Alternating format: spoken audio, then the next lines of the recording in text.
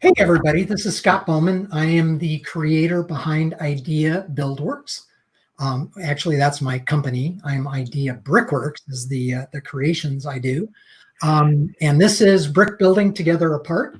And this week I am super excited. My shero, Lia Chan, is going to be our guest. And I want to show this lovely picture that I've got of her. And I like this one because the original picture actually had a small girl in it, a young woman, and she is a great proponent and goes out and talks about STEM and talks about space. And we like spacey people on this show. So with that, I would like Lia to tell us a little more about herself. She'll tell us about herself in there. Okay, so I am Lia Chan, and I guess a lot of people call me the Lego space nerd. Well, it has a lot to do with that. Most of the stuff I built are NASA related mods. I mean, I do other things like architecture and stuff like that, but what I'm famous for is basically for my space stuff. So basically, I've been playing with Lego since I was about 5 years old. One of my mom's best friends gave my brother and me two sets. They were set number 10 and set number 50. So just by the set number, you kind of have an idea how old I am. Because I don't think people have either seen any of those sets before. I mean, especially set number 10. Because I think that set came out in 1976. So basically, I've been playing Lego ever since. I mean, I did have the dark age, which is throughout college, and I put out all my stuff. And studying is more important, I guess. But now I'm back building, Lego. Cool. And we have, as always, we have Sam. Hi, Sam. Hello, and you said that as my Ducati fell over. Okay. Which he's very proud of. Oh, I'm very happy with that. Yes. We'll talk about that later. Yeah, we will. And we, just so you know what I'm going to build today, I am going to build the Technic Rally car, which I've had a while, and this would be the primary build of it. But I actually got it because of the alternate build. The alternate build is a Myers dune buggy, which is coming from the 60s. And Lia, I may not have had set 10, but I am significantly older than set 10. Let's just put it that way. Anyway, I've always loved that Myers. I've always wanted a Myers dune buggy with a Porsche engine. And if it kind of makes sense because most of you know I'm a motorhead as well as a Lego and space. I like space nerd. I think I'll claim that. Also, a lot of people think I'm spacey, so that works too. Sam, what are you going to do today? I'm going to be doing a bit of disassembling today. The new Lego gift this month was the Lego Hot Rod. That was that. Oh, yeah, it is. Okay, that's this month. Yeah, that was this month's one. I built that, had a nice little bit of fun with it, but now I'm going to use it for parts. So it will go into my very good storage section, and then I'll disassemble a couple other bits, probably talk about Ducati a little bit and say how much I love it. Which we know. Lia, what are you going to do today? Well, what I'm going to do is try to set up my shuttle launch pad. Because a lot of people always wonder how I set up my models at each of the shows I go to. So it will take me some time to set up, and afterward, I'm hoping to run the demo. If I do the simulated shuttle launch of STS-135 with the fog machines and everything else in the soundtrack. But just in case if you wonder what set number 10 is, let's see. That's set number 10 right there. Oh, yeah. Wow, okay. That is that one doesn't even come with instruction. Yeah, because they didn't put instruction on those earlier sets. So That is basically, you have to build from, I guess, looking at the picture of the box. Wow. Yeah, Okay. that's the old set. Too bad I don't have that set anymore. I wish I do. I mean, I think I still have some of the pieces, and yeah, the color of those pieces, you can somewhat tell, those older pieces where the color and everything else, that discoloration. So I still have some old pieces from the older set. Just because not everybody that may be on the stream knows your builds or watches this, but this is what she is talking about. And these are real images. The one on the left, you might be mistaken to think that that's the real thing because of the lighting. It's so well done. But it's her build out of Lego. Wow. So do you want to talk a little bit about this before we get started? Yes, I guess I built the Shuttle Launchpad 39A. I started back in 2011.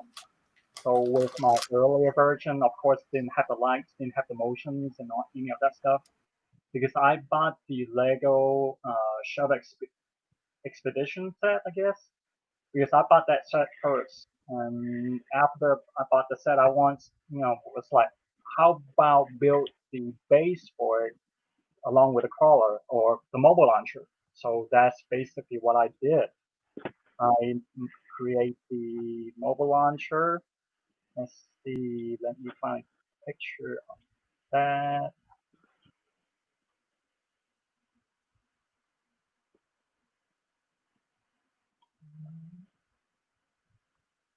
Here.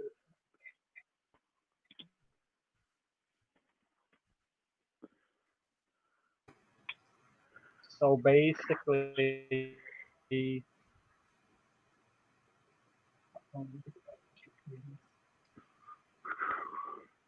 that's, as you can see, the official Lego set. And I went ahead and start building the mobile launcher. And after that, I went ahead and built the fixed level structure.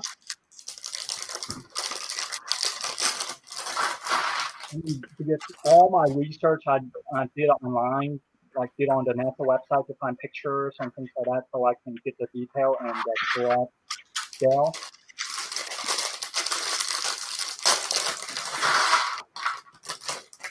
And some of the other ones, for example, this is a little bit further along, where I have the rotating server structure right here. So Wow.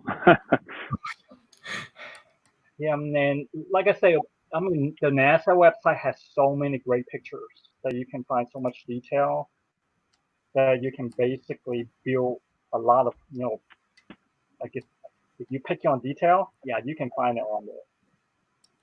Amazing. So that's pretty much the shuttle launch pad. After I finished the launch pad, I did take it to Brick Fiesta, 2012 Brick Fiesta, and that was my very first Lego convention ever I've been to. Because I didn't know anybody. Yeah, because I didn't know anybody. I didn't even know about it looked until I think the manager at the Lego store told me about it. So she also told me about, they're having a Lego convention down in Houston. Why don't you go down there and take a look? So that's what I did. I took my launch pack down there and I set it up because I think I was like a third person there because I didn't know what to expect. So I show up as early as possible. So I set everything up and basically just took off and, look out of people's marks and walk around the mall because the Brick Fiesta at that time was inside the Galleria Mall. So I went ahead and walked around the mall. And once the convention started, of course, I tried to look up other people's mark and talk to other builders. But I didn't know that you basically should go ahead and stand by your mark so people can ask you questions and, just have, I don't know, let people know that this is something you build. I didn't know that's what you're supposed to do. So basically, nobody knew I was the one that built a shuttle mod until the very last day, which is award night, when they call my name up and I walk up to the stage, and then some of them told me, "So you're the one that built that? How come you didn't say anything?" But I didn't know. I didn't know what to expect at Lego convention since that was my very first one. So basically, after that, people somewhat know me a little bit more, especially the Texas looks. Yep. But I still wasn't known, I guess, in the Lego community. Not at all. Not until a little bit further down, when I went to the first Break Universe show back in 2015, I believe. That's when I met Rocco and Jonathan. So get to know more other builders, great builders. And a little bit later, Joe Minos got in touch with me and wanted to put my mods on one of the Break journals. So he told me to go ahead and take your mod and take great pictures, so that way, he can put in a magazine. So what I did, I actually took the shuttle launch pad, and at that time, the Space Launch System launch pad out to Lake Grapevine, because I want to have a lake in the background to look at more realistic, and I wanted the natural sunlight. So that way it can look as realistic as possible. That's why some of the picture you were showing earlier, it does have really good background and lighting and everything else because those are natural lighting. And with the lake behind it, it somewhat makes you feel like you are at the Kennedy Space Center. Yeah. But one of the things is that I did have a mishap when I was taking pictures out there. Especially the Space Launch System, the whole tower, I guess, crash, you can call it, because a gust of wind blew it over. No. Yes. So that wasn't fun at all. Let's see.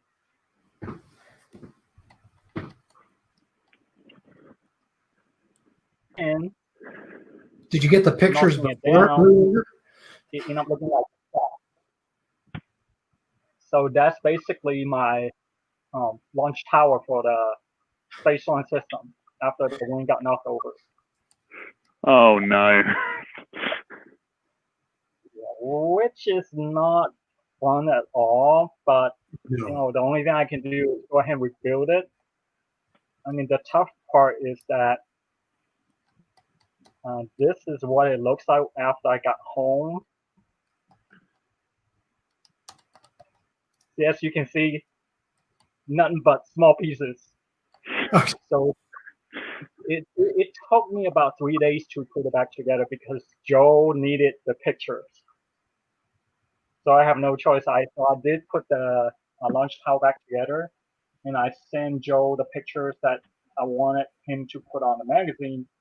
A little bit later on, he actually sent me a message back asking where the pictures, because he first saw those pictures. He thought that I just sent him the picture of the real thing. He didn't realize those were Lego. So he took a better look at it. This is so I've been in Joe's magazine a couple times. Mr. Chambers has been in Joe's publication, but Lia got the cover, and Yes. it was this build, I think, right, that was on the cover of Brick Journal. So Joe, someday I'd like to be on the cover. Anyway, I got to do something as good as Lia. I know. Well, seriously, mine's not that good. Especially all the stuff I've been seeing in the Facebook page for the Breaking Safe, or I forgot what's the new name for it now, but everybody's build is just absolutely incredible. This would be a good time. So Joe this is kind of a conversation show. We've got a couple of people in the green room, and we will bring them in the order that they appeared. Hi, Peter. Oh my God, you're on camera today. I know. It's incredible. I figured out how to use my camera. It can move There side you to go. So Peter is in the Idaho Lug, and he was also part of a Saturn V photo shoot that I can't show yet, but it's getting close. So Peter's joining us today. What are you going to do today? I have the very original idea of a Lego set called Luke's Land Speeder. Wow. I know, it's the only one that Lego's ever made. Wow. I don't know. Cool. Pick up on the sarcasm. I think this is the 7th version of it. Yes. Yeah, there are. And have you seen the UCS version? I haven't. I'm sure. Oh, you got to look up UCS Land Speeder. Aaron Friscom, Anyway, Aaron's going to kick me. He's from Iowa, so he was in the Iowa Lug, and it was on Ideas, and it got 10,000 votes, but they chose not to build it. Aaron's a great builder. Looks awesome. Oh, are you finding it? Yeah. Yeah, I found it on Ideas. I invite Aaron every week, but he doesn't join. So maybe if you're on the stream, you could shame him and have him. I'll try to get him as a guest sometime. I'm not above shaming, Leah. And then we've got Joe Chambers, our unofficial co-host. And we let him on even though he's from Utah. And I hang around you guys even though you're from Idaho. Yeah, I know. Sam has to be in between us. But what are you doing today? Are you taking something apart again? No, I'm actually still working on the LC-39, Launch Complex 39 for the Saturn V LUTs. So you're working on the base right now? Is that what it is? What was that? Are you working on the base? Yeah. Let me show you what I have done so far, if that doesn't make you dizzy. They are awesome. Yeah. So this is, I have to be very clear. This is a design by Sam Bradford, and I'm doing a bunch of modifications to it so we can make instructions for it. Mm-hmm. But I finished with the one side of it, and now I'm working on the other side, and maybe later this week I'll actually try to put one of these LUTs on top of it and see if it explodes. Who knows? Please turn on the video. We want to see that. For sure. I don't know if I'm going to do Apollo 13 or Skylab, but I think I'm leaning towards Skylab because I have a certain affinity towards that. Yes, yes, you do. And you do it well. Okay, I'm going to go get something to drink so we can start building. Leah, why don't you tell us a little? You don't have to be in front of the camera. You're a guest, but you are free to do whatever you'd like to do. But why don't you tell us what you do in real life? Because I don't know what you do other than ride bicycles, and you're now trying motorcycles. I've been changing jobs, I guess you can call it. I guess maybe go ahead and start from somewhat the beginning. I wanted to be an astronaut, of course, and that didn't work out. So when I started college, I was going into aerospace engineering back in the early 90s. I guess around that time, that's when a lot of the engineers were getting laid off. So what happened is that my parents told me, you need to go ahead and change major or you would never find a job. So that's what I did. I changed major and got a genetics degree because they want me to, of course, go to med school, be a doctor or just dentist. I guess the typical Asian parents, I guess you can say. But after I got the degree, I didn't even do anything with it because I actually got into the restaurant business with one of my cousins. So I got into restaurant business and did that for about 11 years. And my cousin went ahead and retired and sold off all the restaurants. So I got out from the restaurant business and basically just did Lego full time and do fix up on the side because I know how to fix things like remodel houses. So I was doing, I guess you can call it a general contractor for a little while. And I got myself back into the restaurant business last year. So I'm somewhat still in the restaurant business right now. But I'm still doing Lego on the side and still doing somewhat of general contracting on the side too.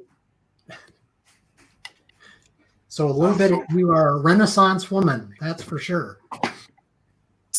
Well, that's why, like, the motorcycle that I was riding, my boyfriend actually got that from his brother-in-law, but he wasn't in a greater shape. So my boyfriend and I actually remodeled, I mean, not remodeled, overhauled the entire motorcycle from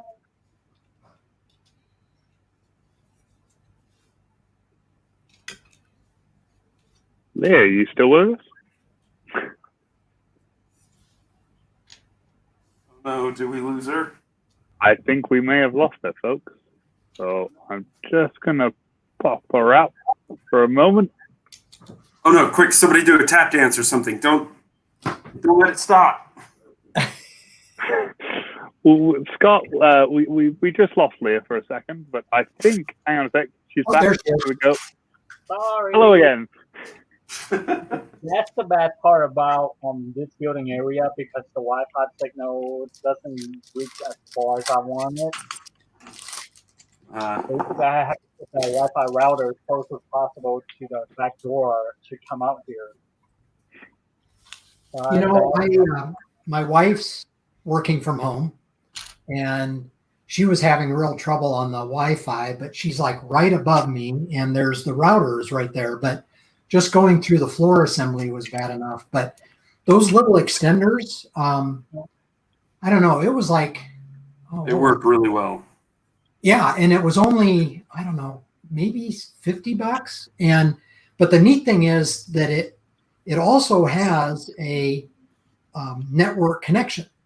And so the extender has its own little circuit that kind of bypasses the normal signal, so you get a better connection. So she's been having no trouble. She can do video calls and has no dropouts or anything. So I might have the amount of work I always do out here is worth it. Because I'll usually have music in the background while I'm building.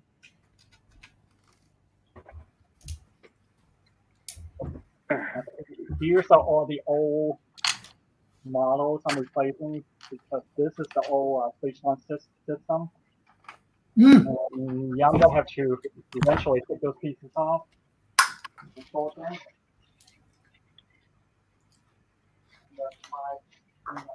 Table a little bit so I can have some space to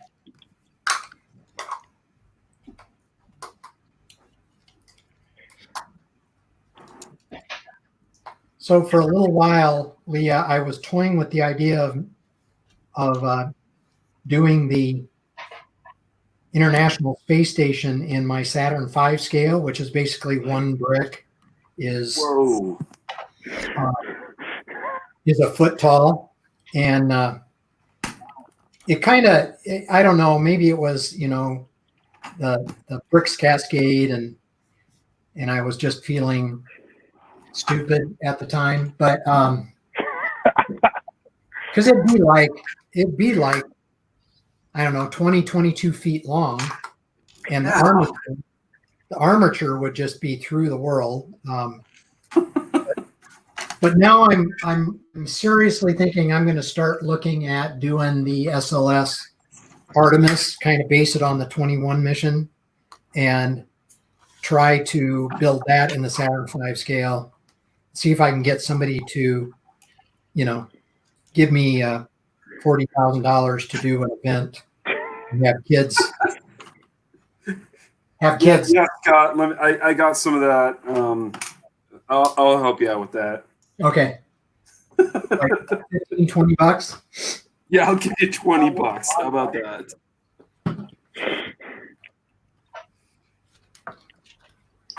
That would be amazing, though, Scott. If you did that, I'd love to see a large-scale space station, ISS. Well, I thought it'd be fun because you could get up to it, right? You could, Yeah, and that's what's hard about any. The space station is just so incredible. Yeah,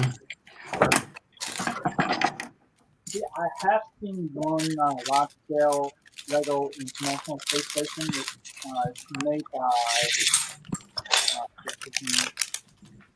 he's a certified professional over in Australia. Yeah. Right, Bricks? I can't think of. Yeah. Because I think he does have the giant scale International Space Station. I've seen pictures of it online. He also has the space launch system too.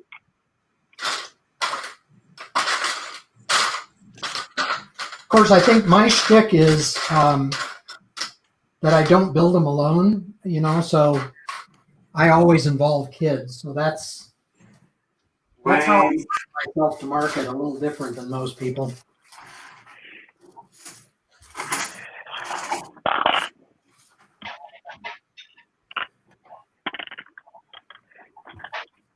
yeah, but I mean, if your goal is just to build something really huge like that, you either need to be independently wealthy or get a bunch of kids involved. So I get it. Well, and Sam's been there. It's like this crazy, awful, chaos, noisy, wonderful experience. Kids just have so much fun doing it, and they're so excited. Yeah, I don't know what you're talking about, Scott. My son's 3, and he is just perfectly quiet all the time. Yeah, right. Yeah. Yeah, whatever I want some.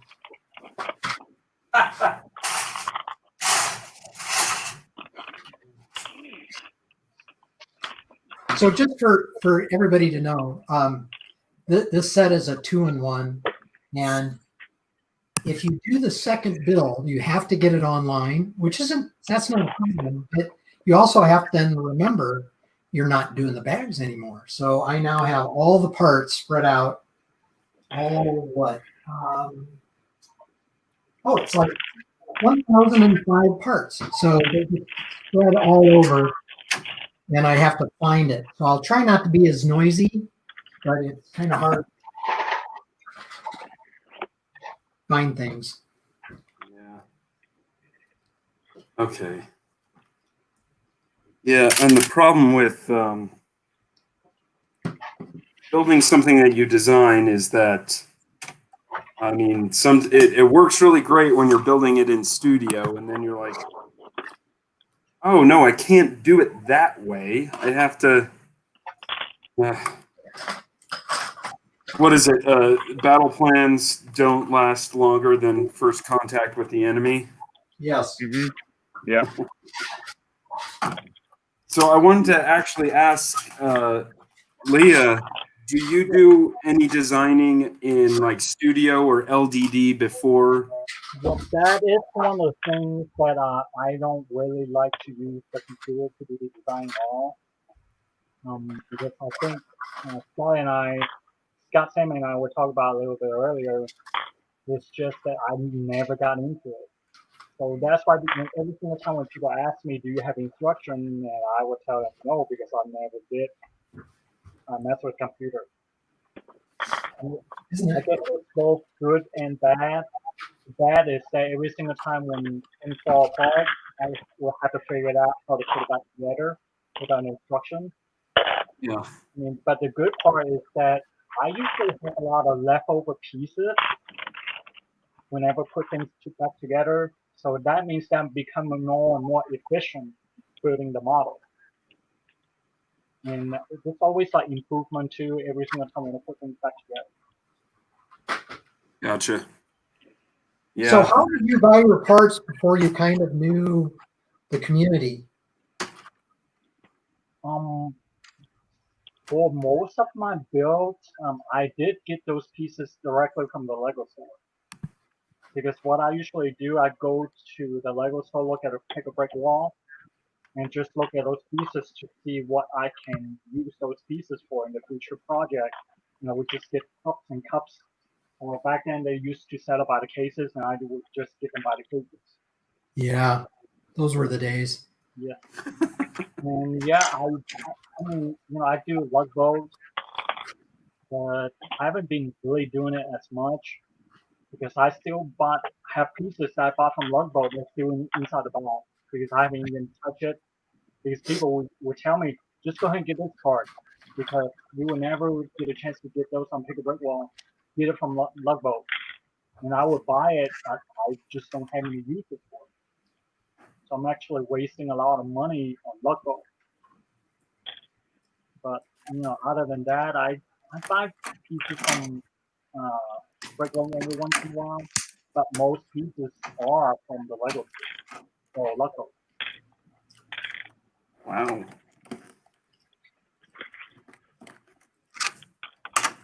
So you aren't like me. I am a frequenter of Bricklink. I must be one of their biggest buyers. Yes, I was actually going to ask you, where do you get your? I mean, you buy frankly unbelievable amounts of Lego for your. I mean, it's criminal how much Lego you waste. No. Yeah. How much Lego you need for your giant builds? I mean, here's the thing. Like I say, back then when they used to sell by the case, I mean, that was the best way to go. I mean, the cheapest way to do it too. Yes, it is. I mean, Actually, still pick a brick wall, a cup, Yeah. especially if it's smaller than a brick. That's still the best way to buy it. Mm-hmm. Unfortunately, they don't have a Lego store in Idaho or Utah, do they? No. Well, you in Utah, Salt Lake City. I thought you had one. No. No? I just go down to Bricks and Minifigs all the time. It's in Murray. There you go. Yeah, because I remember Brick Floats I visited. Okay, I did not know that. Really? How long have you been living in Utah? Hey, listen, Come on now. I was about to say, my story getting back into Lego is a lot like Leia's in that I just went to that first convention and I'm like, oh, there are lots of people that do Lego.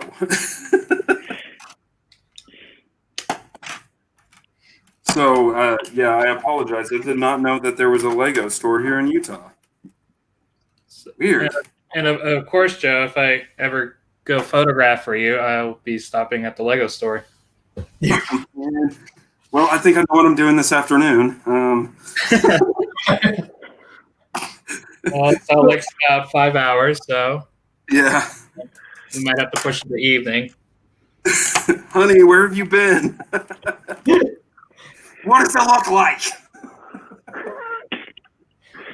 I'm really hoping the pick a brick comes back, but I'm wondering if they can really do it in this COVID world right now. Well, there's lots of rumors going around about how they're going to achieve that. Some have said there's cases of their pick a brick menu, if you will, that are appearing, and then you can literally walk up to the menu and say, I want a cup of that stuff, and I want a cup of that, and a cup of that. So I hope if they're doing that in the US, I hope they bring that over to the UK because, well, it saved me a lot of time. Did you see the Beyond the Brick video on how the Lego stores that were opening in the US, how they were operating? I haven't seen that one yet. No. So the customers, it's limited entry, and then the customers do not touch any of the product on the shelf. They stay in the center of the store, and they can walk around, and then they ask an employee. I think it's like a 6-foot distance from the shelves, and the employees pick up the set you want, take it to the register, and then you go over there. And just like what you said about the pick a brick wall, I think they're going to start doing it like you said, where no one's touching it except for an employee with gloves. Yeah. At least Bristol Lego Store, they are selling things from the pick a brick wall. So basically, they have all the pieces in one of the base plate, and you just tell them which piece you want in a big or small cup. So, but they are selling things on the pick a brick wall, at least at the Bristol Lego Store. But the only thing is that, for example, when every single time when I get plates, for example, the 4x6 plates, I would stack them together. Yeah. So I can get as much pieces as possible. They are not going to do that for you.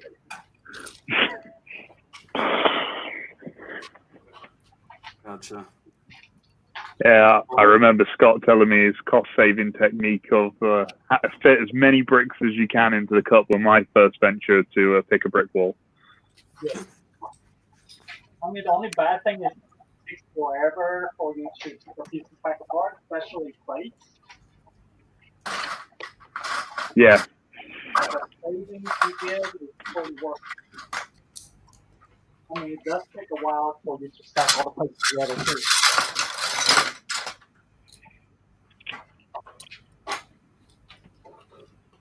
You know, I used to do that, and now if I visit a Lego store, I'm usually traveling, and I have a limited time, and I just start throwing them in and hope for the best.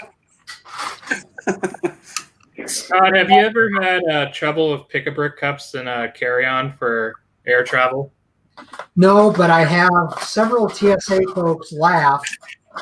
They'll, like one time, when I was traveling to an event, they had a particularly good supply, and so I probably got, I don't know, 12, 13 cups full. And so, of course, that's the important thing. So coming home, I checked the big bag, but my carry-on had all the Lego in it. So when I went through security, they flagged it and wanted to see it, and then, you know, opened it up, and the guy just about fell over laughing. Yeah, I had an identical experience. I had a carry-on full of pick-a-brick cups and got flagged as well. And then they even after seeing it, they didn't know what it was. And oh, my person did, yeah. But it was funny that he showed me what it looked like, and it's all foggy, and that apparently is what some explosives look like. So, you know, it's like it gets dense enough in some places where it shows up, but otherwise it's kind of clear. But oh, do never. So my wife collected glass eggs, and one time I went to Chicago, and there's a store that was basically all this beautiful art glass, you know, balls and different things. And so I got one, wrapped it up. It was in my carry-on, and this is where it's like they put their hands on their holsters when they saw me, and they said it's got lead in it. A lot of the art glass still has some lead in it, and it looks like a friggin' hand grenade. So he basically said to avoid it in the future, I'm supposed to take it out, unwrap it, put it in the tray.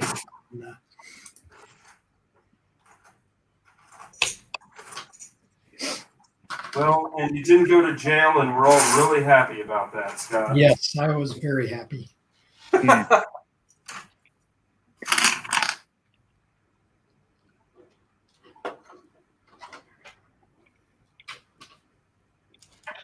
I wish Actually- my cars would go together as easy as this goes together. Yeah.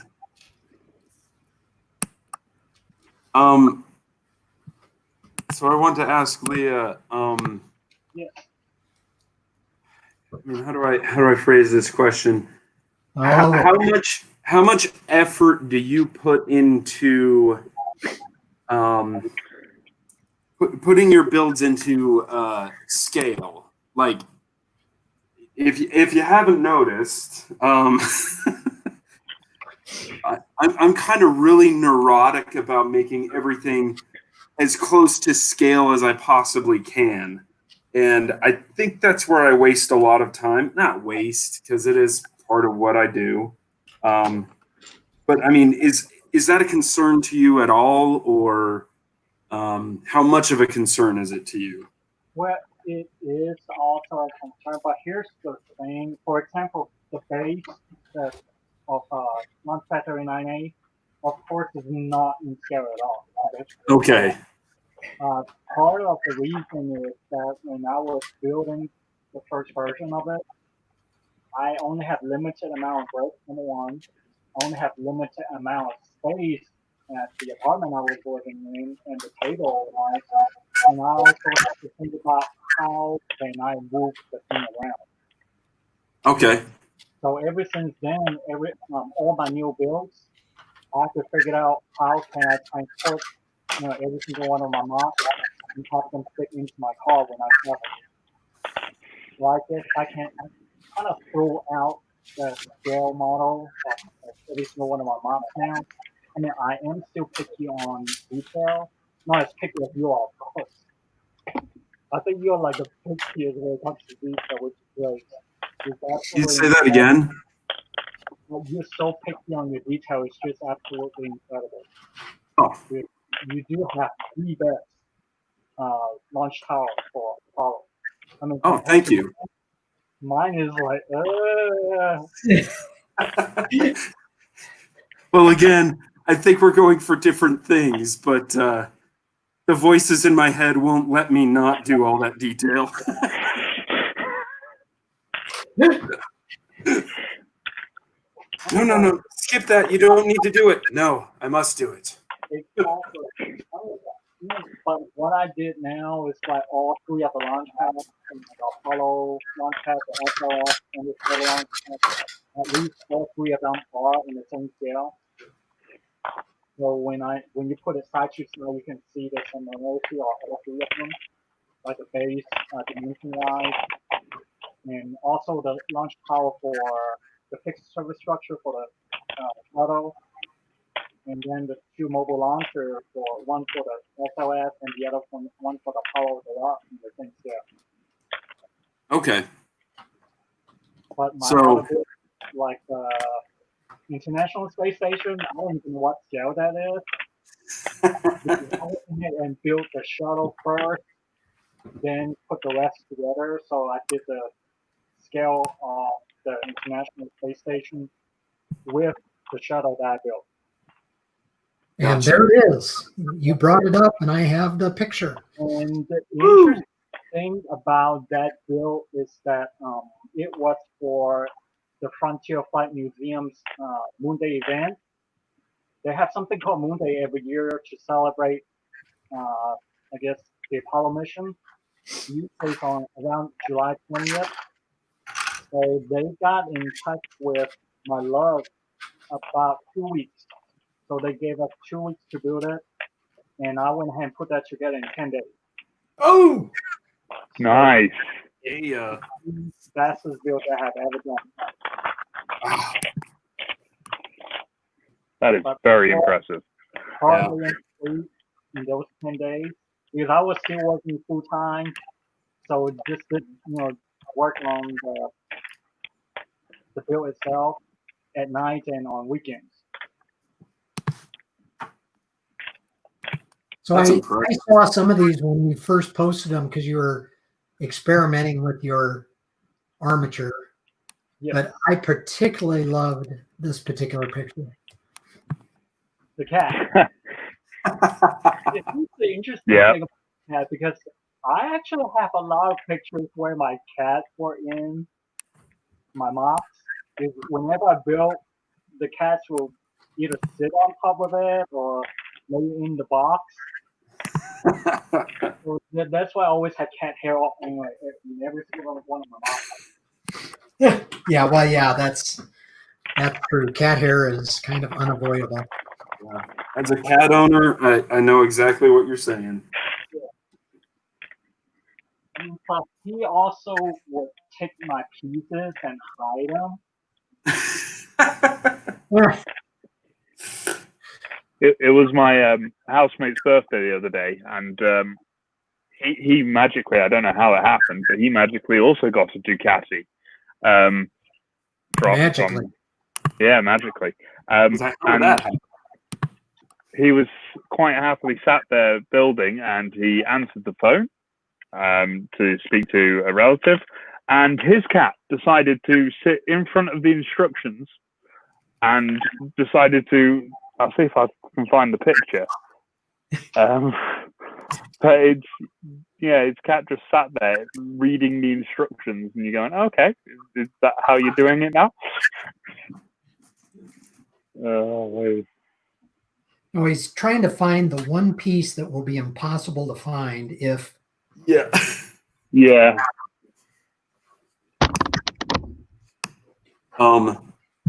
Yeah, my little opportunity rover here. My son loves opportunity. He calls him Oppie. And I found this in his bedroom one morning. I'm like, how did this get in here? Missing a solar panel, and it took me a week to find the solar panel. He had used it as a bookmark. So it all starts to make sense. Yeah, I was like, kid, I love that you are into the Mars rovers and that you've anthropomorphized them. That is I'm totally cool with that.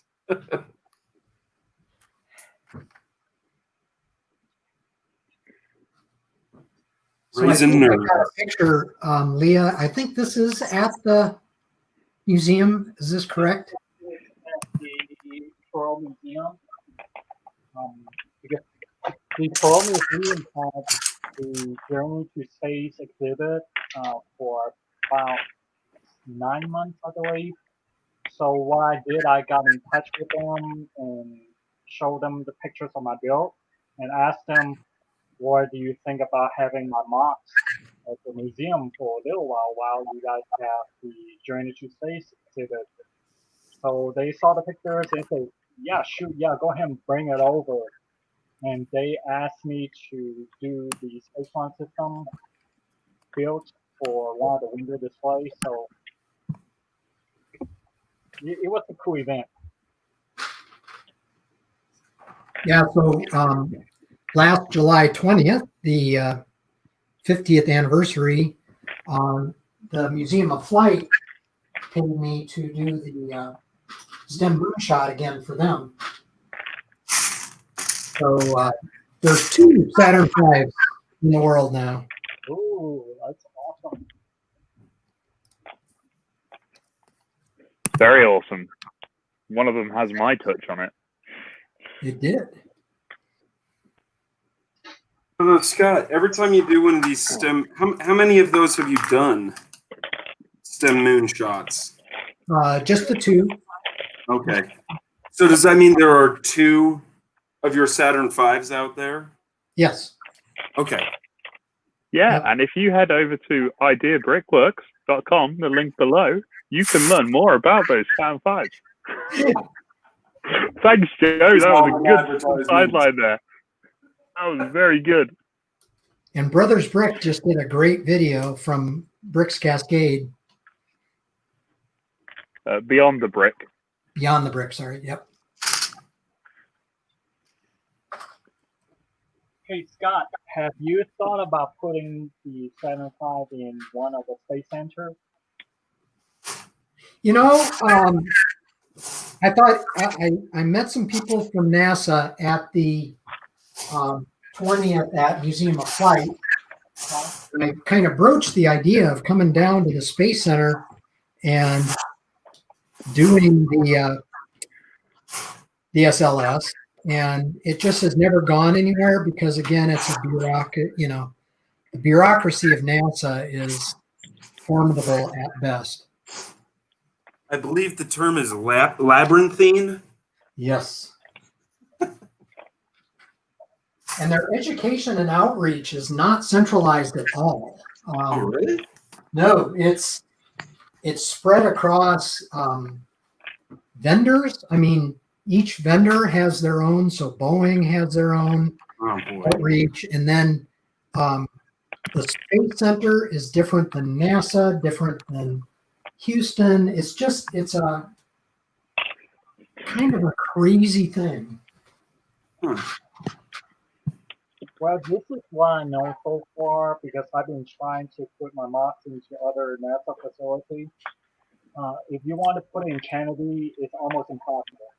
Yeah. So, Exactly. That's what I'm saying. You won't be able to get anything with it. Number one, since it's a working space center and it's inside the main Kennedy Space Center complex, so with security and everything else, they basically told me no, don't even think about it. But do try other ones. Because, for example, Space Center Houston, the visiting center is somewhat outside of the working space center, so it's a little bit easier for you to have the model in there. I mean, it doesn't hurt to send them even an email and see if they see it. Right. That's what I did. I keep on bugging them about it until they see it.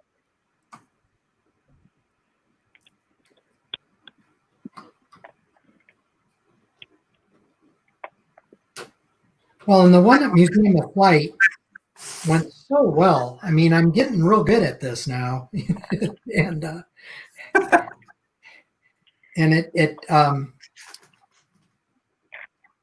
it's just so fabulous to see the kids getting to build is as exciting as getting to see, and that's what I think I offer. It's a little different than most, but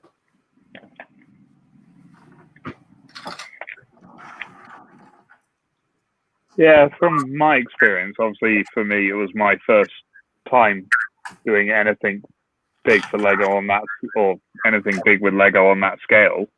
But yeah, it was, whilst there was a lot of running around and a lot of trying to sort pieces and instructions and stuff, it was good to see all the young people there having a really good time and actually learning and enjoying and building and getting involved. I mean, there was some that kept trying to come around again and again and again. You're going, no, we don't have that many bits for you to do.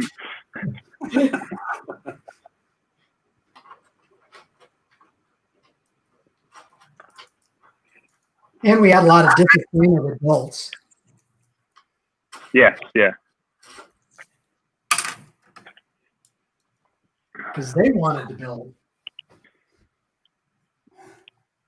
They did, and we accommodated that where appropriate, where we may have been falling behind, or yes, we did, or various bits like that. And if we needed a quick speed build on something, we'd say, "Well, there's the instructions. Crack on." Crack on. That's a new one. That's a new one for me. Yeah, just come to a race sometime and you hear a lot.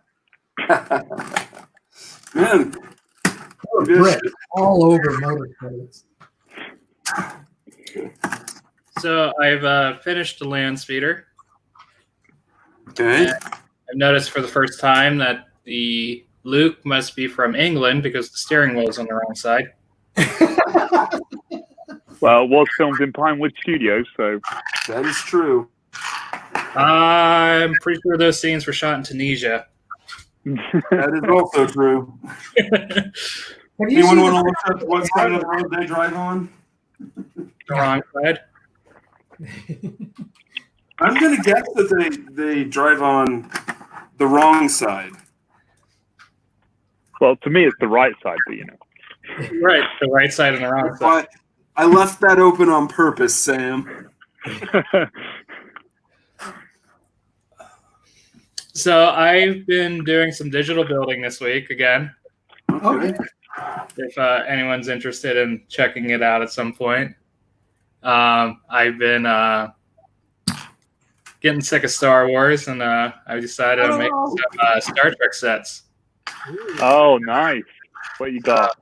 I've been designing minifigures from the Wrath of Khan, and I built the engine room where Spock dies. Oh, yes, yeah. I saw your pictures on Facebook of that. Oh, That was bloody brilliant. I was like, yes. Now, Very excited. Is this from the actual Wrath of Khan, or is this from J.J. Abrams' mockery of the No, Wrath no, of Khan? actual. Thank you. I didn't know J.J. Abrams made a Star Trek movie. Because That's the correct answer, sir. Right, I'm just gonna quickly share some images here because it was absolutely brilliant. Here we go. Look at that. Yes. Wow. Even back printing on the figs. How are you doing the stickers on the? That is so cool. Part designer lets you put decals on certain bricks. So I designed the whole minifigure in Photoshop, and then I export as a PNG. And then there's the engine room, and I even have a play feature of the revolving door. That's awesome. Brilliant. And used the big flame for the big radiation blast. Yeah. So I kind of I put those for people who didn't know what was going on. But most emotional scene in any Star Trek movie. So I kind of want to refine these, and I kind of want to do box art like it's a set, and I kind of want to do like a whole wave, like as if Lego actually made these, like they would do a wave, and just choose from different eras. I'm actually working on a board cube right now. Yes. Nice. Wow. And actually, I can share my screen if you guys don't mind. Yeah, go for it. Yeah, of course. How big a cube are we talking here? I'm 16 by 16 plates is what I used for each side. Seems reasonable. I often joke with my wife about I think my moral center down in the chewy nougat of my moral center is Jean-Luc Picard. Like that's where I truly got all of my Ethics and moral guidance from was him. There are worse people. Look at that. So I've really done greebling on one side so far. So I'm hopefully going to do that to all the sides. And then I kind of did my own variant on the stands that they've been using with the Star Wars helmets. Oh, right. Yeah. And let me see if I can make certain steps disappear. Oops.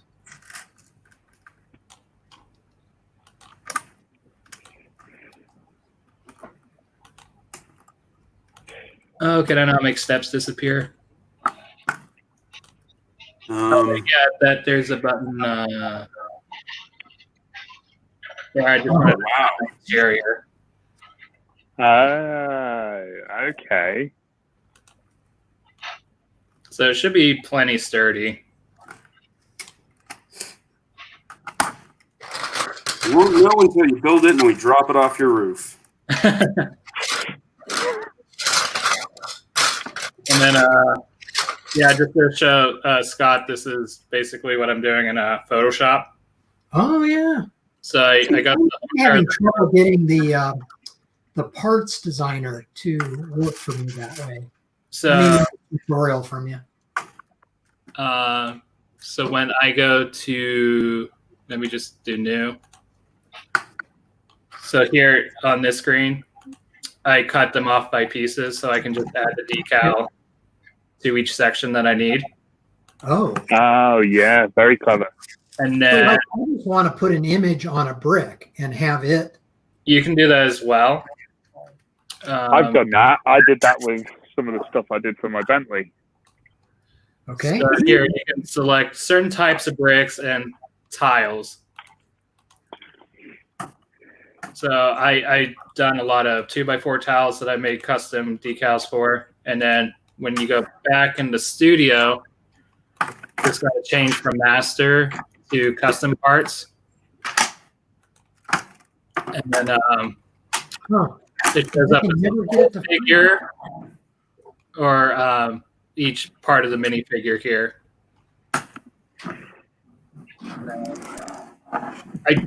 I also wanted to show you because I don't think it showed up in the photo that well, but for Kirk, I had a modification to his uniform with the little flap down. Oh, nice. Yeah, very cool. He's in uniform, but he's still messy. Do you have one of his with his glasses on? Did you put? Oh, yeah. So as you can see, I've started to refine the uniforms because I made them really basic so they would work for everyone. So now I'm going through and putting the Admiral pins, and I need to put the 5-year service band, and I need to put some skin coloring here. But yeah, I think I want to go through like all the Wrath of Khan characters and kind of do like a CMF line. So has anyone ever called you a nerd? I'm just wondering. No, what is this word you speak of? I don't know. People keep calling me that, and I just don't know what it is. Quite honestly, I feel like Star Trek aligns with Lego's values more than Star Wars. So In some ways, you're right. it makes sense to me that I'm sure this would never sell like Star Wars would, but it would be a beautiful partnership if Star Trek would leave Mega Bloks. Oh, is that where Star Trek is? Yeah, they did like a couple of like 50th anniversary sets that are somewhat okay. They did like a bridge and a Klingon battle cruiser. And the figures are actually not that bad. But, I mean, they're not Lego figures. They're decent for what they are. So I was going to mention that I didn't realize until later that most of my Legos, quote unquote, growing up were actually those Tyco knockoff Legos. Really? Yeah, I had an Apache helicopter that was those Tyco Legos. And they're interesting because they're not, normal Legos are 3 plates deep equals 1 brick. Yep. The Tyco ones are 2 plates deep. Oh. But the bricks are still the same size and everything. So Okay.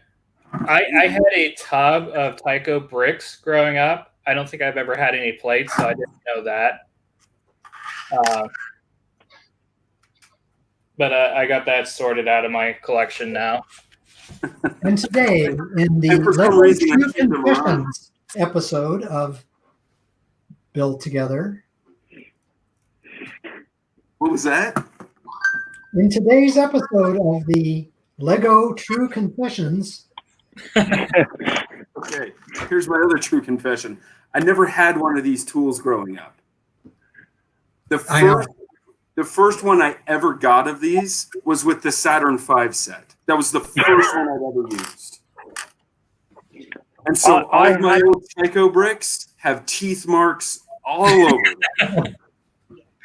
I never And they knew deserve what these were until I did the Saturn V build in Seattle with Scott. And Scott says, "Have you got your brick separator with you?" And I'm like, "A what?" A what? He's there going, "There's a box of brick separators. You're gonna need one at some point." Make sure you're armed. But I remember having a dark grey one years ago, and I used to think it was some kind of weird step/ramp thing that you could use in a set, and I actually managed to build it into something.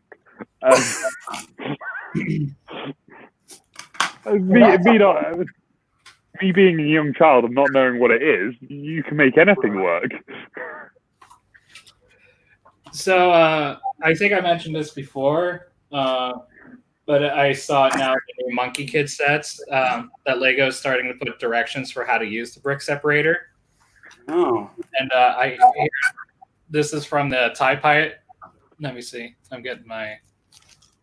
the TIE Pilot, and it's like showing the features of each section of the hole at the beginning of the instruction manual.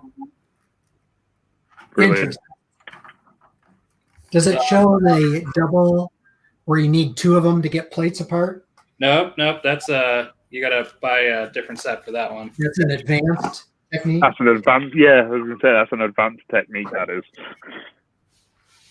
Hey, speaking of getting things apart, or rather, never getting things apart, Leah, do you ever use glue on your creations? Here's the thing. When I do commission, I do use glue, and what I use is. And that was my next question: is what do you use? This right here, methyl ethyl ketone. Huh? Or they sell the substitute now. They used to sell the real methyl ethyl ketone, because this is actually what Lego uses to glue the model together. Okay. What it does is they kind of melt the top layer of Lego, so it will bond it permanently. Whoa. Yeah, so it's basically impossible to take it off apart. Yeah, they Legoland builders have a toolbox, and what they've got is a hammer and a chisel if they've got to go out and fix. Mary Ann told that. So they are never coming apart. No. Okay. Is there? So I've heard rumor, and I've seen the effects of like Lego exposed to sunlight tends to cause the colors to fade and other weird effects. Is that, first of all, is that true? Second of all, is there anything you can do about that? Is there like a can you spray your model down with some kind of sunscreen? Especially white color bricks, they do turn yellow. So that's why some of my mocks, the pieces look so nasty looking that I was having some out every once in a while. But last year when I went to Brick World, they actually did a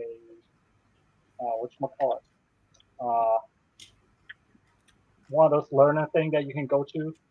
So they were teaching us how to whiten up the bricks again.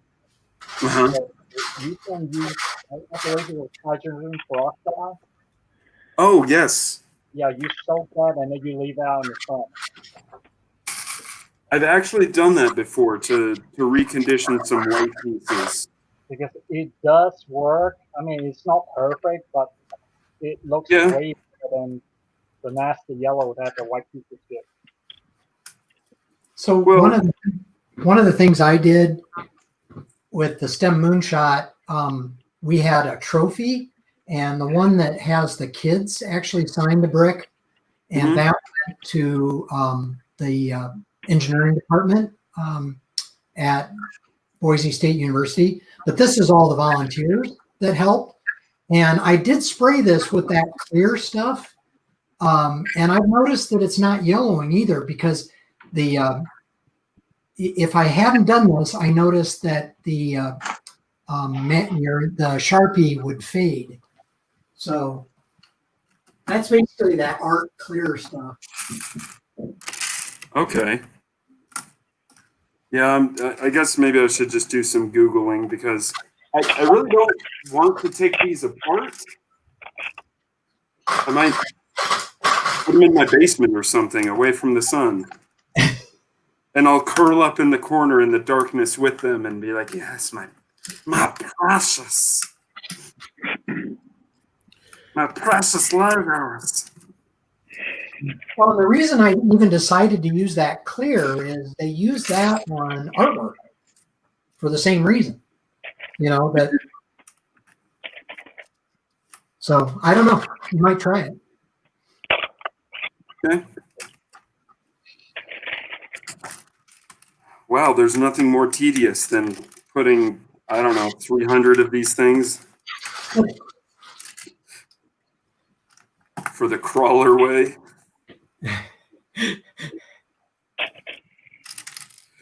Yeah, the reason I was asking about the glue is because I've had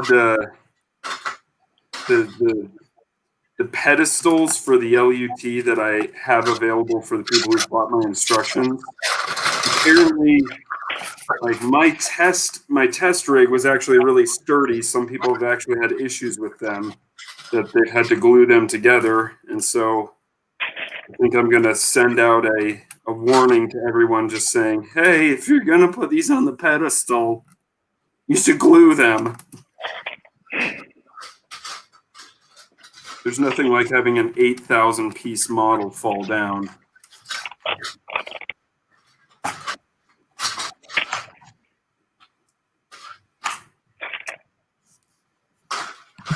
I don't know if anyone has seen that video of the guy who made like I don't even think it was the UCS Star Destroyer. I think it was like it was a Super Star Destroyer model that he deliberately dropped like 10 feet.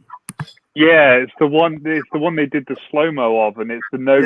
Yeah, it's nose first. Yeah, that's it makes me cry every time I see it. But at the same time, it also looks really pretty with it breaking apart. As weird as it sounds. Yeah. No, all I can think of is that thing is dropping is like, ooh, yeah, I want to put that thing back together. Whereas I'm thinking, oh, the humanity. What have you done to the minifigs? What are you doing? Oh boy. I always wonder how many bricks actually break. You know, these things are super sturdy. I don't think too many actually physically break. Well, considering how much pain it inflicts to humans when you stand on a piece of Lego, I'm pretty sure they can survive anything. Well, come on, Scott. You're the mechanical engineer. They'll break apart at the most the least secure point, which should be their joining points. Right? Well, except I've had a lot of plates break, especially brown. I assume everybody has the problem with reddish brown. Wait, I don't have any. I had one break on me. That's a thing? Yes. Huh. Well, Joe, this is my design of the pedestal. It is pretty strong. And plus, what I use the Technic axle inside. Yes, I use a Technic axle as well. Let me grab one real quick. Watch him take it out from under an LUT. Yeah. Yeah, that's the one I have, and there is an axle. This is my new design. It has an axle going down it all the way into the base. Mm-hmm. So that right there is actually where one of these is going to hook into. So it goes into the base now. And hopefully that'll work. Seriously, the pieces are stronger than you expected. I mean, because, for example, the SLS Woo! Oh yeah. by the pedestal. So cool. Because I don't know if, let me see if I can bring this closer.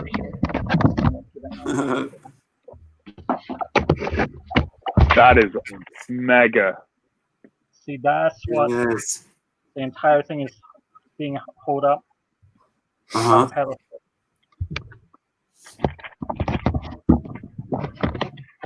Now I was thinking about doing the same kind of thing with my Skylab, having it launching like that. Did you put LEDs up into the flames? Yeah. Okay. What I did, I guess at the beginning, I just used two wooden dowel rods, Okay. but I always want to put LED in there, so I was able to find a glass shop that makes glass tubing. So they went ahead and cut two pieces of glass tubing for me, so I can put the LED Wow. inside. And the LED that I'm using, I got those from IKEA. Okay. As a matter of fact, all the lights for my mask are from IKEA. Really? Yeah, because they are the cheapest lights that you can find out there. And since they are LED, they work perfectly. I mean, they are small enough for you to actually put into the mask.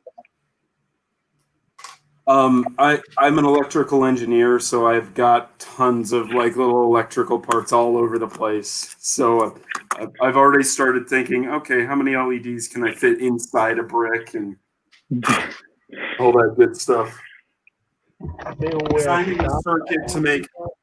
a circuit to make them flicker, so it looks like it's launching. out the lights. It gives you somewhat more of a too bright with the window. Oh, that's so cool. The LED. If it's completely pitch black in here, it looks way better. Well, even if it's not pitch black, it looks amazing. Yeah. With that idea, I actually saw a picture on the NASA website. I went ahead and did that one. Let me see if I can find that.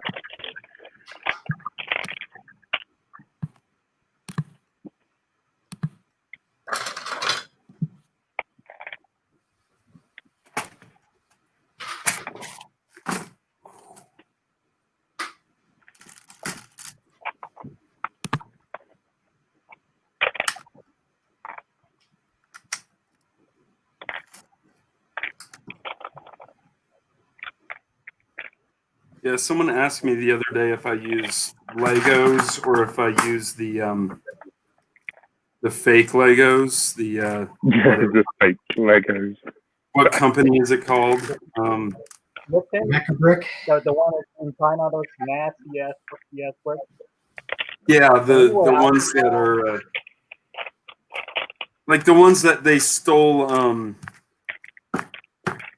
Valerie Roche's design. Right. Oh yeah, the one I keep seeing adverts for on Facebook Yeah. and stuff like that. That one makes me so mad. I'm like, they directly copied off of her. Anyway, sorry. So anyway, this is the concept picture that I saw on the NASA website. So I went ahead and did that for it. Yes. I'm super excited to see that thing launch. It's going to be good. Yeah. What was everybody's thoughts on the Crew Dragon the other week? That was awesome. It was so cool. It was awesome. I'm one of those weird people who really likes SpaceX, but I can't stand Elon Musk. I just cannot stand him.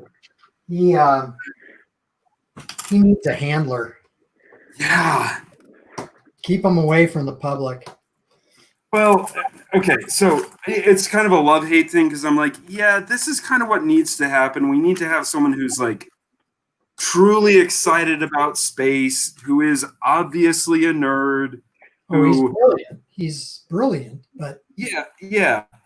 But what bugs me is when people are like, "Oh, Elon Musk designed this." No. He had nothing to do with this except he bought the company. As an engineer who gets mad at people, never mind. I'm just being weird. no, I always said that when as I rose up through my firm and I became, from a designer to a project manager to a principal, it's like, I depend on literally hundreds of people doing a good job for me to look good. I cannot, now I had a big hand in hiring a lot of those. So, that Yeah. I have to make sure that I hired right. Excuse me. He is known for kind of using up his engineers, though. Yeah. And someone asked me, "Hey, if SpaceX or Tesla ever wanted to hire you, would you?" And I'd be like, I said, "Nope, no. I've heard what he does to his engineers, so nope." But the launch, yes, it was amazing. I loved it. Blew my mind. Yeah, we were actually quite lucky to see the ISS fly over, quickly followed by Crew Dragon as they were launching in the UK. Oh, cool. I think it must have been their second orbit around. So it would have been past their first, but their second orbit around, we managed to see them. It was about quarter past 10 in the evening here. And you could see the ISS fly over. And if you were really paying attention and had your binoculars out, you would have seen a little speck behind it chasing it. So it was really cool. So I actually made another SpaceX music video of the launch. Did you? Oh no. So this one might be a little bit more obscure. I think some of you might know that. The astronauts' names were Bob and Doug. Yes. Yep. Do you recall Bob and Doug from Second City Television? Oh God. Yes. So I took the Great White North with Rush and made a whole video of the launch and docking at the station. And basically, anytime Bob and Doug were talking, I had a clip of the astronauts in the capsule moving their hands. So it looks pretty funny. And then at the end, I reversed the video. So after they're boarding the station and they're like, "Oh, take off, get out of here," and I got exiting the station and just leaving the capsule immediately. It's on my channel. You can check it out, but I'm not sure if it's going to be as popular as the first video I did, because that was David Bowie's Starman. Right. So for those who want a reminder, Peter's YouTube channel is at the bottom of there. Space-Time Photography. Head over. Oh, and I had like 50 plus likes since the last time I was on, or subscribers. So it's cool. Like got a You're welcome. You guys, and then that music video. You're welcome. To be fair, on that note, since Scott appeared on Beyond the Brick, his subscriber count has kind of just started climbing as well. It's amazing what a little appearing elsewhere does sometimes, doesn't it? Yeah, and literally the only social media I participate in is just the Bricks in Space site on Facebook. The rest of it I don't like venturing into. Probably safer. Yeah. I just joined another group on Facebook called Studio Designers for people who use Bricklink Studio. And Yeah. seems to be pretty helpful and seeing everything that everyone. I should probably check that out because I've had some issues with Studio that are just rip your hair out annoying. Oh, me too. That they Yeah. It seems to be a nice group because I posted yesterday immediately after joining, and I've had like 3 different people respond to me, and it's like, oh, that was nice of them. I think I'm in that group. I just haven't used it yet for that. Probably should.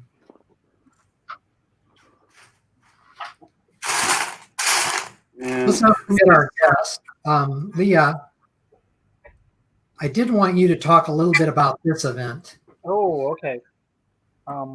That was a commission that I did for the Frontier Fund Museum for their 50th anniversary of Apollo 7. Because I guess one of the picture in the background, that's the Apollo 7 capsule that they have on display. And the gentleman on the left, that's Walter Cunningham, and he's one of the astronauts for the Apollo 7 mission. So what they asked me to do is go ahead and recreate the capsule itself. And that thing was auctioned off on the 50th anniversary party. And Walter, gets to sign it and everything else. And it was kind of cool to meet him in person. I mean, plus the other thing too, when he first saw the model itself, he didn't even realize that it was made out of Lego. Because, I guess he doesn't know too much about Lego. He first looked at it, it's like, oh, that's neat, that's cool.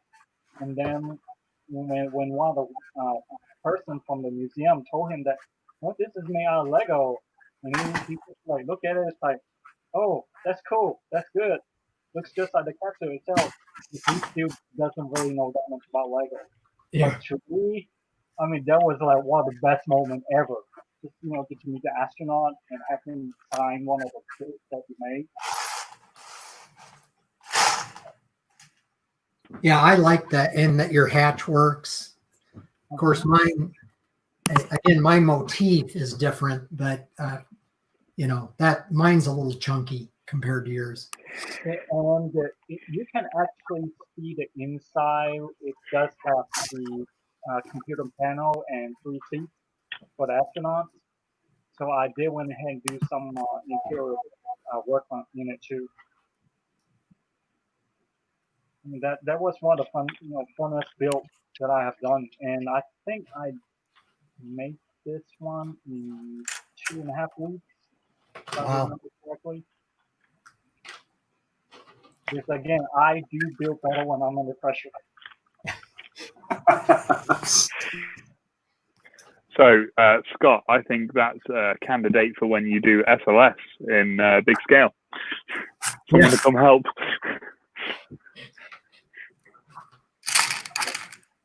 Yeah, I think I have several people on this particular that might like to volunteer. Yeah, man, if you do an SLS, let me know. Do you know what? I think you've got a community behind you now already, Scott. In that area, and if you do SLS, we'll all be there. Yeah, there'll be a. If you want to do a launch tower for the SLS at that scale, don't ask me. Ask Sam Bradford, right? But I thought last episode you volunteered to design one for the Saturn V. I think I had a little too much caffeine back then. Let's do that SLS launch tower.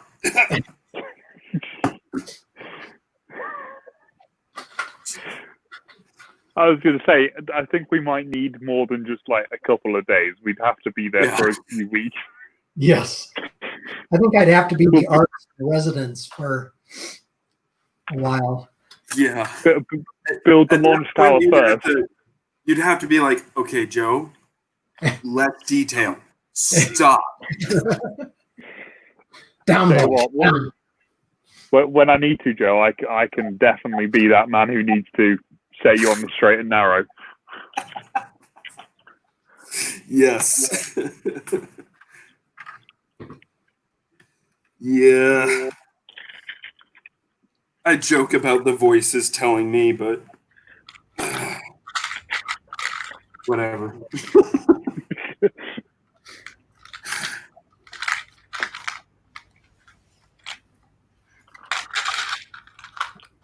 Do any of you have any?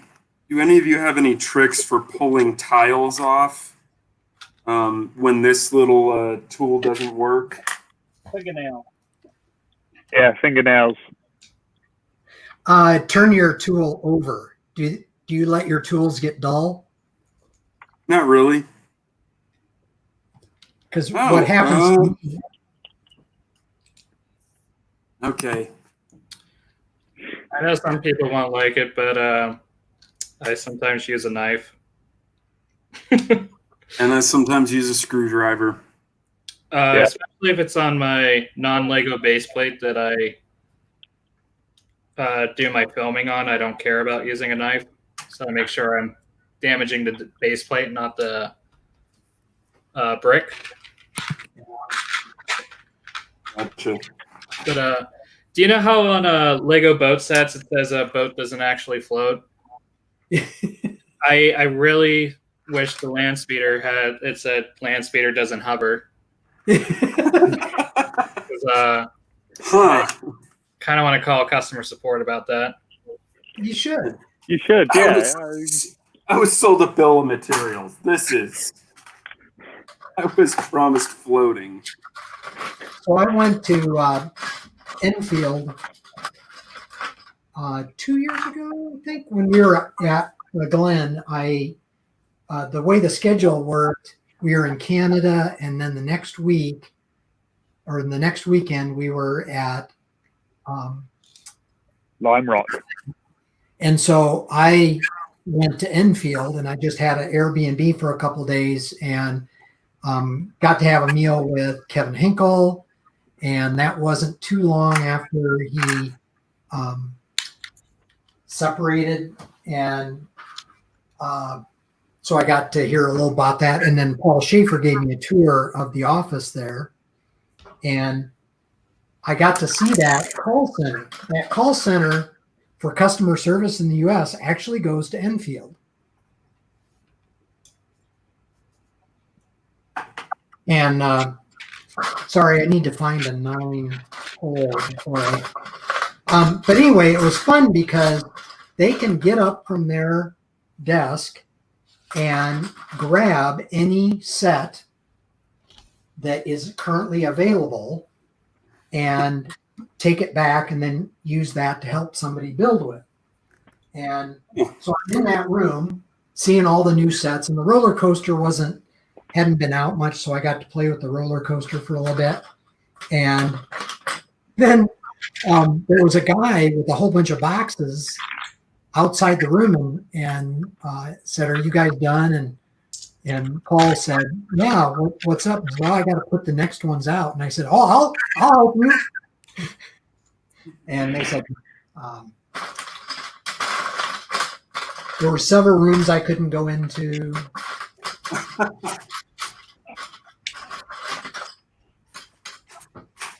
Why are they like under? Are they under ITAR control or something? They were just about to issue. I was there at the end of the month, so they were about to issue a bunch of sets, and they had them all set up in a couple of different rooms. And so, although I was in the model shop, they had just finished Danica Patrick, and so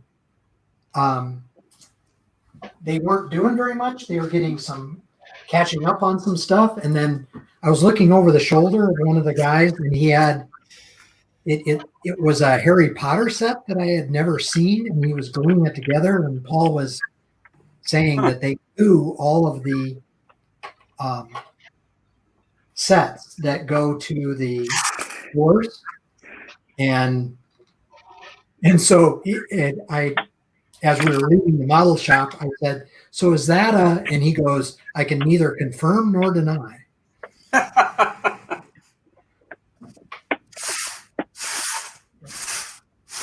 If you do get a chance to go to Enfield, I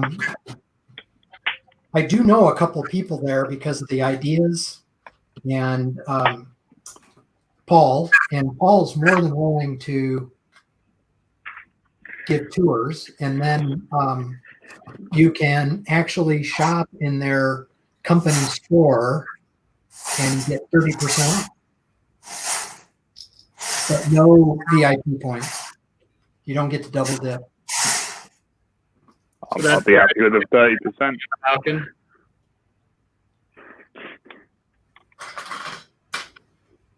Scott. Yeah. That's where I should get my Millennium Falcon. They didn't have them. Because I was, believe me, I was tempted. There are some sets like no one in the store, like some of the sets they do not put in the store until they've been sold for a while, because they don't want employees to necessarily be able to get them faster than the public. Well, then what's the use of working there? It was kind of fun. Like there were almost every different department had some kind of build activity out of it that the employees just can build something. Huh. They also had a lot of artwork, which I thought was kind of fun, that they and it was Lego inspired, and almost all of it was by employees. Huh. It was always what is this place? Enfield? Enfield, Connecticut. It's the U.S. Lego office. Okay. The U.S. home of Lego. Mecca. Yeah, that'll do. Will do. Whenever you say that, Sam, all I can think about is "That'll do, pig. That'll do." Yeah, too.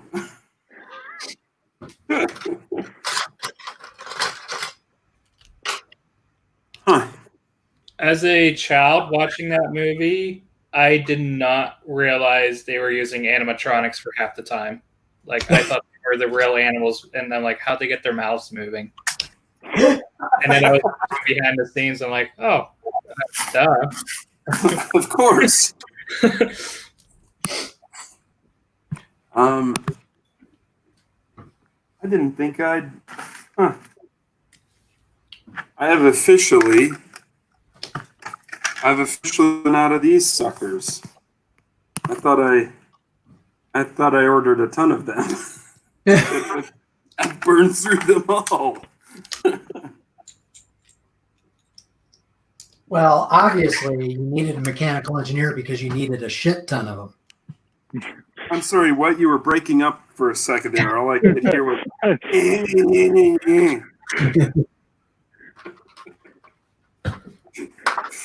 Oh boy.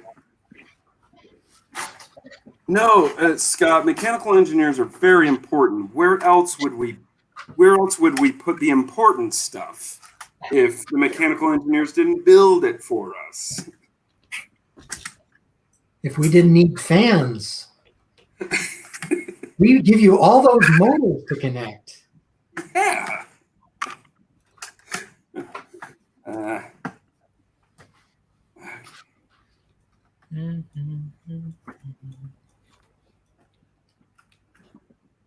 How's your project coming? Who are you asking? You're the large data center whose owner will not be named. Oh yeah, it's going great. I'm in fact getting to the very end of the temporary power setup, which again is bigger than most other projects we work on. The temporary construction power. So they've actually already started putting things together, like trenching for conduit and everything. So if you ever wonder what kind of people were on the Death Star as contractors and engineers when it got blown up, I would have been on I there. wonder that every day, Joe. Put some handrails in. Yeah. Well done. Well done. Yeah, Yes. OSHA didn't exist in the Empire. Yeah, and I could just imagine it like, well, it's a job for the Empire, yeah, but it pays well. And the Empire's not going away. They're not going to go out of business. I mean, I'm looking at long-term stability here. What's that fleet doing there? That's for your protection. No. I mean, the one with the Mon Calamari ships. What's that doing?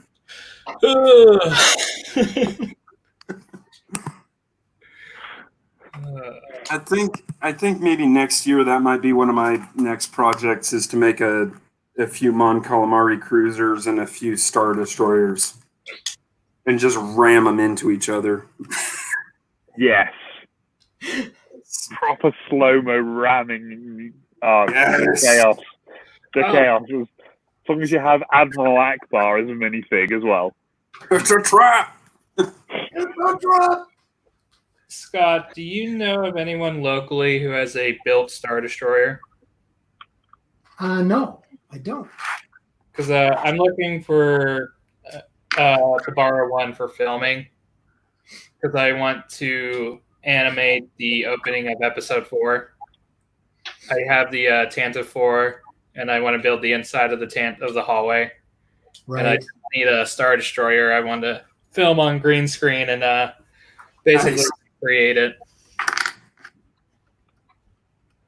And I didn't think spending $700 to do that would be a good idea. Man, if you want to do a slow-mo of a Saturn V taking off or something, let me know. As I say, if you want to do one with a 12-foot one taking off, we can get a crane.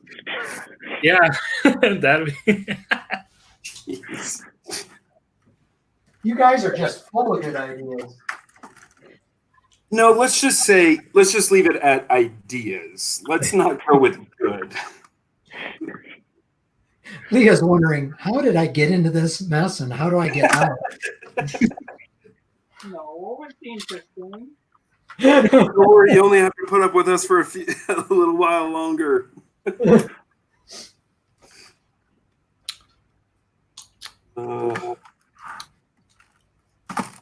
I actually had an interview this week, so that's good. Hey, that's good.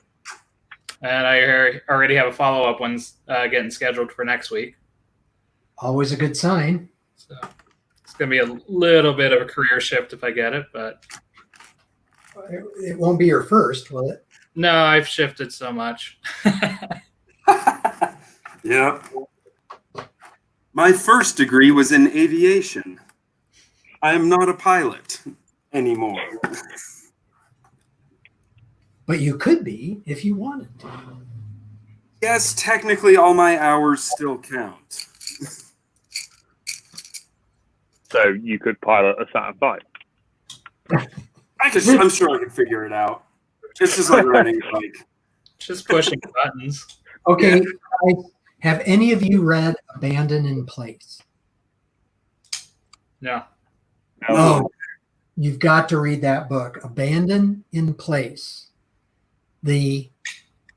Basically on the day that Neil Armstrong died, this is the premise of the book, a Saturn V showed up on the abandoned L-39 launch pad and took off. And the telemetry was showing up. And let's just say that the story gets very, very interesting So fiction, right? Yes. Okay. Yes, Peter, it's fiction. As much as we would like it to be true, it was fiction. Yes. Wait. No. Okay. Who designed this thing? Now you sound like a contractor. God.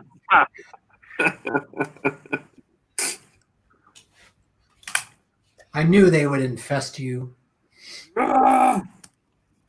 Yeah, again, when I was going through engineering school, I was like, yeah, I'm going to work for like Lockheed Martin or NASA or something. I end up working for an electrical construction company. I love them, but it's not what I was expecting. I got to work for Northrop Grumman for a year, but it's not doing what you would expect. Yeah? I was on a contract for the U.S. Postal Service, installing huge automation machines. Oh, okay. So, but not like building ships or airplanes. Not the cool stuff. Yeah, not the cool stuff. I mean, in my past life, I did a lot of contract work, or, I worked for a company that did a lot of contract work with like Boeing and Lockheed Martin and all that stuff. And it was interesting stuff, but So technically, I tell people I work for the company that built the lunar lander. So you just keep telling yourself that. I did. Yeah. It was built by Grumman in the 60s, which became Northrop Grumman. If I might quote Apollo 13, then I want you to go down to the guys on the production line who actually built that thing. Yep. Oh. Those were the guys in Bethpage, New York. Have you guys watched From the Earth to the Moon? I was just going to bring that up, but yeah. That's awesome. And It's I been a love while. the episode about the limb with the rubber ball on the roof is just It's the best episode, I think, in that series. really it. And the whole visualization, that's a legend story. Oh, I can see it now. Yep. Yeah, the That's car. legend in engineering.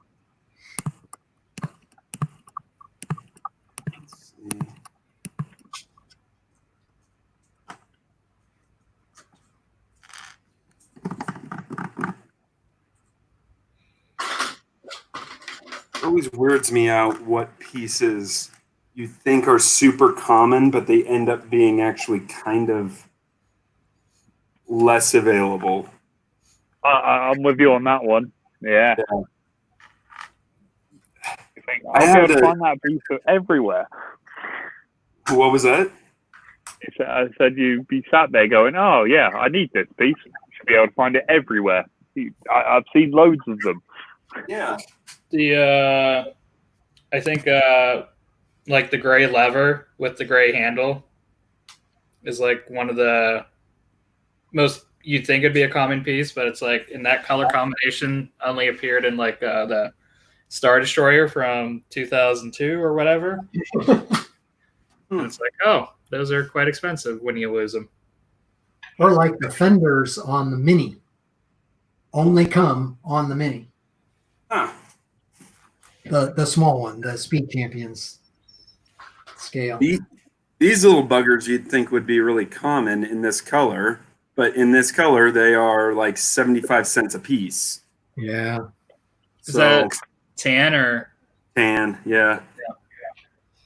I don't know why getting closer to my screen I thought I could see it better, but Yeah. Oh well. And the light blue grey versions of these wheel arches. Oh yeah? Yeah. I've Yeah, got about a dozen of those. Oh, yeah, rub it in. Just kidding. Yeah, those are ridiculous. They're in one set, but you think, oh, yeah, it's actually quite a common part. Nope, one set. And can range anywhere from a couple of dollars to around, well, I think one of the most expensive I've seen them was about $40 just for one. Kidding. I No, swear yeah. I have one of those in gray. I wasn't kidding. I really think I have one of those in gray. If you've got one in gray, one set What? came on the Porsche Spider, which I just happen to have. So that's the only place that those fenders came from. yeah. Huh. Okay. Well, if I find it, Sam, I'll send it to you. But I might be completely wrong. Well, thank you. Because I don't care about building cars. Well, I do, because this was my first own design, and it worked. And I've got all the parts for it now. I'm just like, yeah, now I can actually get some stickers for the bits I need. Now and then I'll try and sell it to Bentley. Look, I made a pretty model of your car. That's great. Go away. No. Yeah, that's probably the response I'll get. Oh, look at that. That's okay. Oh, that's cute.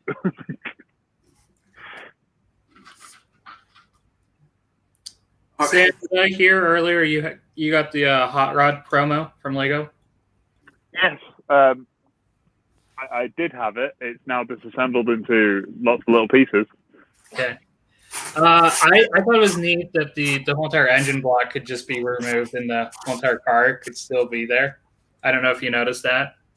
Yes, yeah, no, I had. You can remove all those bits, and you can still keep the car the chassis itself. Yeah, Is I the did that accidentally.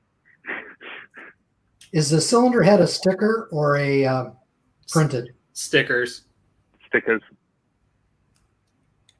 So, yeah, I built it, filmed it, and just finished building it yesterday again. So I got the joy of building it twice.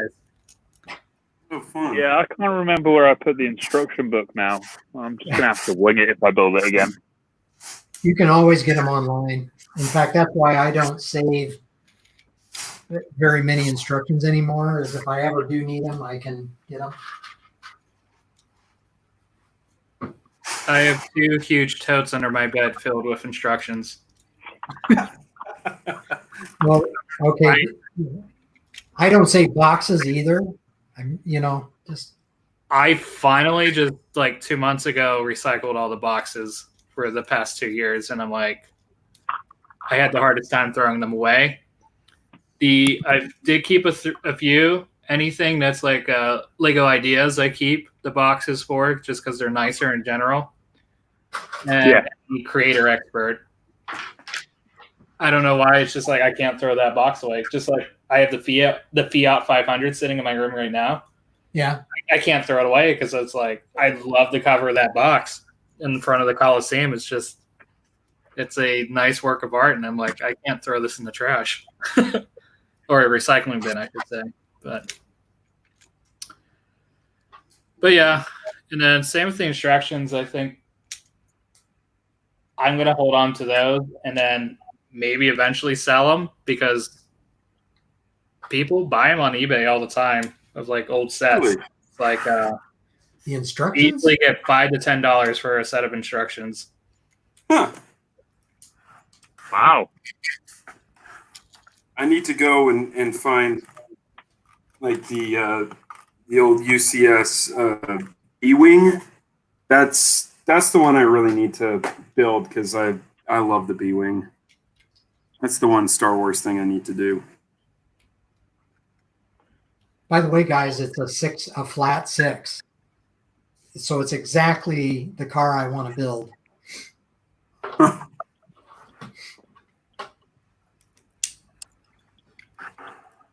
Nice. The one Star Wars one I'm after, Joe, is that Super Star Destroyer that got smashed. Yeah. I'd love to build that. There's a Not guy smash on afterwards, just build it. Yeah. Keep it. Yeah. Novel I don't idea. know. There's a guy on eBay who has, it's like a 14-foot long one or something like that. Wow. Yeah, it's huge.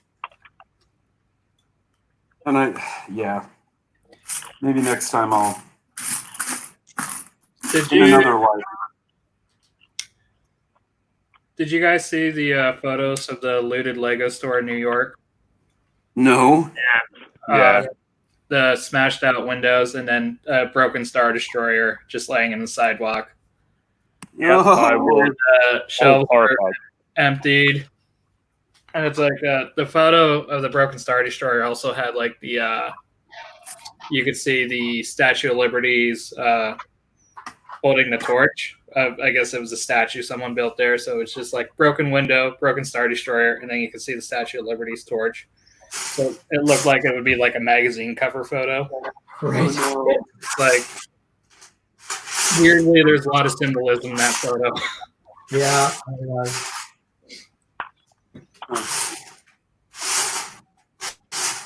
I remember visiting that Lego store when I visited New York many years ago.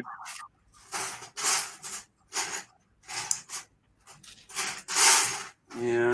Not that I would ever steal anything like that, or in general, I can't even phrase it like that. You would just pick up the Star Destroyer and carry it with you. You wouldn't smash it on the ground and take boxes. I don't know. No. So are we running out of time right now, or? We're getting close, but I think Leah wants to demonstrate. How you doing, Leah? I'm still trying to put it together.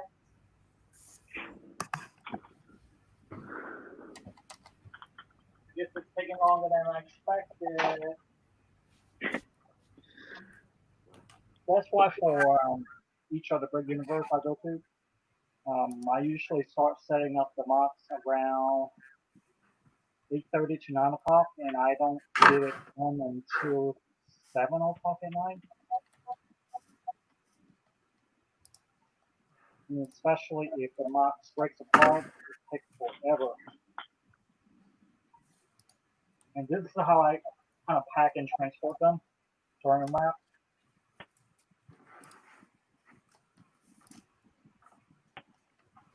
I'm trying to make her big. How do I make? There we go. There we go. You're welcome. I guess what I have so far. Okay. So it does take more than 2 hours, obviously. Well, but we've had you talking too. Well, since I'm somewhat redesigning some of the parts while I'm putting it together.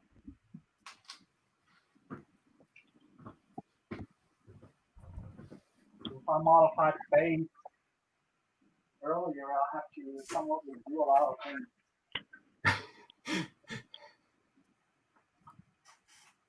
Wow. That is blooming impressive. It really is.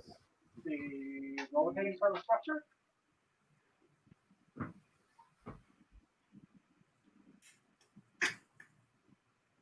And none of that's glued.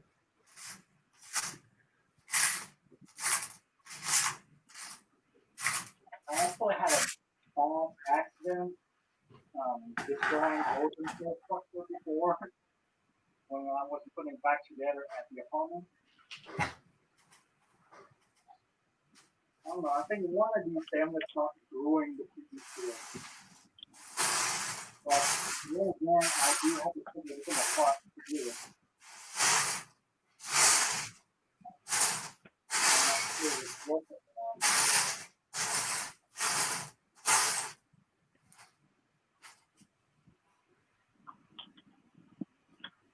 Okay. Let's see.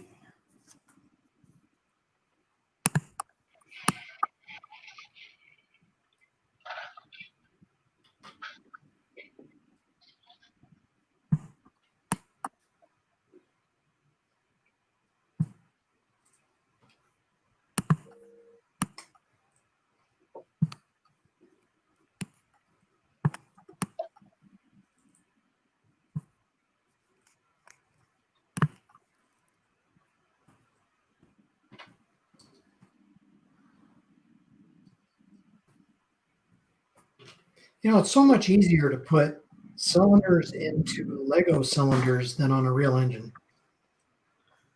Just Imagine that.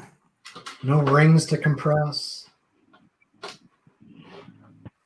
Hey, Scott, I got a Jeep in my garage that won't start. If you want to- Bless me.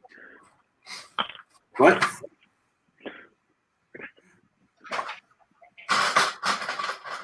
If you want to play with an engine, I've got a 4-banger Jeep. If you want to come down and get it working.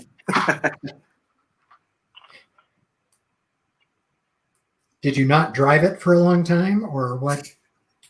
No, it just suddenly died while my wife was driving it, and then we got a different car. And I thought, hey, it's probably just a little thing I can try to fix, but You're an electric. yeah, not an engine engineer.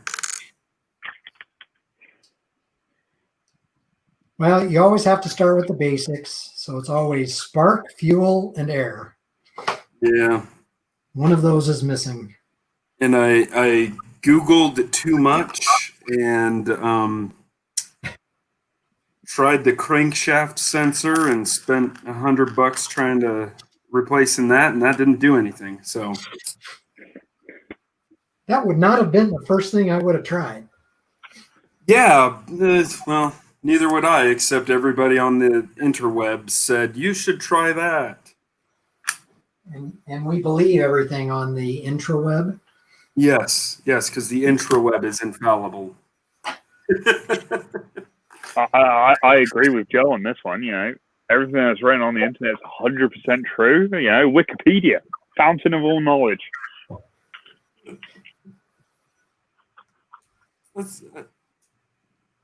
Wikipedia I actually trust more than a lot of other things.